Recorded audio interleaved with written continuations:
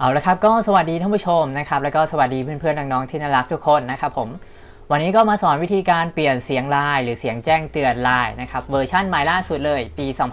2019 สามารถทำได้แล้วนะครับผมสำหรับมือถือ Oppo ทุกรุ่นนะครับหรือมือถือ Android ทุกรุ่นเลยที่ไม่สามารถเปลี่ยนได้ให้เราเข้ามาที่ยังแอป Line เดี๋ยวผมให้ดูนะครับให้เรามาสร้างเสียงการแจ้งเตือนไลน์จากอุปกรณ์ก่อนหัวข้อตรงนี้ก่อนนะครับเมื่อสร้างเสร็จแล้วเนี่ยมันจะไปสร้างโฟลเดอร์ notification ในอุปกรณ์ถ้าเราไม่สร้างตัวเนี้ยมันจะไม่มีโฟลเดอร์ตรงนั้นเดี๋ยวผมแลกให้ดูว่ามันแอป Line เวอร์ชันใหม่นะครับผมมันจะไม่สามารถเปลี่ยนเสียง Line ได้เลยของมือถือ Android นะครับส่วน iOS ก็ยังหาวิธีอยู่เหมือนกันนะครับผมเมื่อเสร็จแล้วนะครับผมเมื่อเราสร้างโฟลเดอร์เสร็จแล้วเดี๋ยวผมให้ดูตัวอย่างกันก่อนเนาะเสียงการแจ้งเตือนต่างๆนะครับมันก็จะมีแค่นี้ซึ่งมันไม่รู้ว่าเสียงอันไหนเป็นเสียงแจ้งเตือนเสียง SMS หรือเสียงข้อความนะครับมันจะเป็นเสียงอันเดียวกันกับเสียงไลน์นะครับผมเราก็เลยไม่รู้ว่าอันไหนจะเป็นเสียงอันไหนกันแน่จากนั้นก็ให้เรามาที่ตัวแอปพลิเคชันไฟล์นะครับแอปจัดการไฟล์ให้เรามาที่เก็บข้อมูลโทรศัพท์ถ้าเป็นมือถือ Oppo แล้วก็มาที่ไฟล์ทั้งหมดนะครับเลื่อนลงมาที่โฟลเดอร์ notification ซึ่งเราต้องไปเปิดเสียงการแจ้งเตือนก่อนนะครับในแอป Line ถ้าไม่เปิดมันจะไม่ขึ้นโฟลเดอร์ตรงนี้นะครับผมก็จะเป็นโฟลเดอร์ notification นะครับมีตัว S แล้วก็มันก็จะมีเสียงแจ้งเตือน Line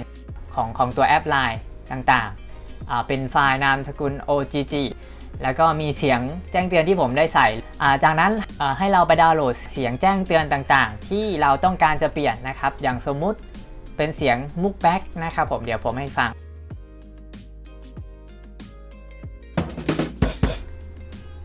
ก็จะเป็นเสียงนี้เลยนะครับผมที่ผมได้ดาวน์โหลดมาไว้นะครับผมเมื่อเสร็จแล้วนะครับก็ให้เรากดคัดลอกนะครับเมื่อเราได้เสียงเราต้องการจะเปลี่ยนแล้วก็ให้เรามาที่โฟลเดอร์ notification แล้วก็ทำการกดวาง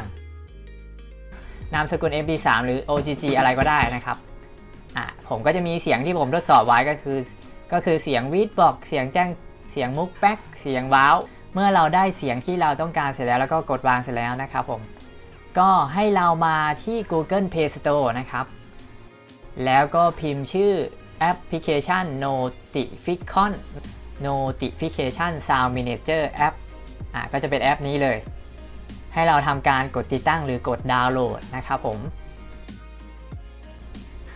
ให้เราดาวน์โหลดตัวแอปนี้ก่อนเดี๋ยวผมทิ้งลิงก์ต่างๆไว้ใต้คลิปเลยนะครับผมแล้วก็ทำการกดติดตั้งนะครับขนาดตัวแอปเนี่ยประมาณ 1.4 MB นะครับผมแป๊บหนึ่ง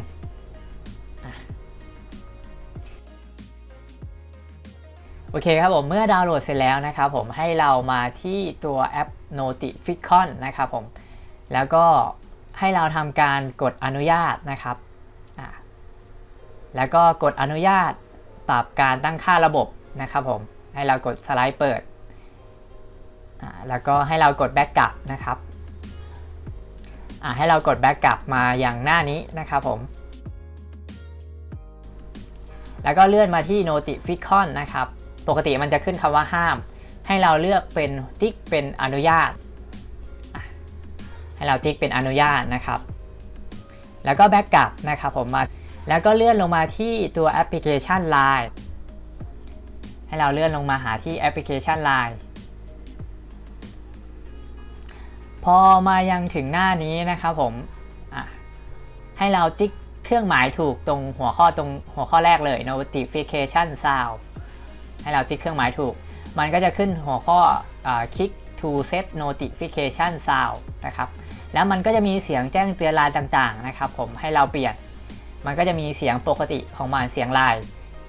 ให้เราเลื่อนมาหาเสียงมุกแบ็กหรือเสียงที่เราต้องการจะเปลี่ยนที่เราได้ทำการดาวน์โหลดหรือ Copy มาใส่โฟลเดอร์ไว้นะครับตัวอย่างเสียงมุกแบ็กของผมนะครับนี่ก็จะเป็นเสียงนี้เลยแล้วก็ให้เราเลือกติ๊กนะครับผมเลือกติ๊กเสียงมุกแบ็กหรือเสียงเราต้องการถ้าไหนอยากจะได้เสียงอื่นก็เอาเสียงอื่นเดี๋ยวผมเข้ามาที่แอปพลิเคชัน Line เดี๋ยวทำการส่งข้อความจากมือถือเครื่องอื่นนะครับมายังเสียงเนี้ย เพื่อให้ฟังเสียงนะครับผมแป๊บหนึ่ง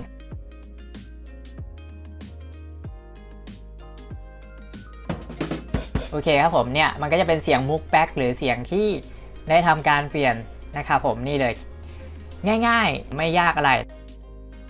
แล้วก็เดี๋ยวผมให้ดูว่ามันเป็นเวอร์ชัน Line 9.8.1 นะครับผมเป็นเวอร์ชัน Line ล่าสุดเลย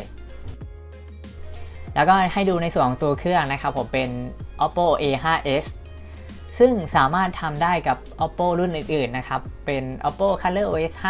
5.2 หรือ ColorOS รุ่นใหม่แล้วก็มือถือ Android รุ่นอื่นๆก็สามารถทำได้ถ้าเกิดว่าเราเบื่อเสียงมุกแป๊กหรือเสียงที่เราเบื่อแล้วนะครับเราก็สามารถที่จะเอาเสียงอื่นได้เสียงว้าวเสียงอื่นๆได้นะครับผมเราก็ไปเลือกใน notification นะครับหรือเราก็ไปใส่โฟลเดอร์ notification ได้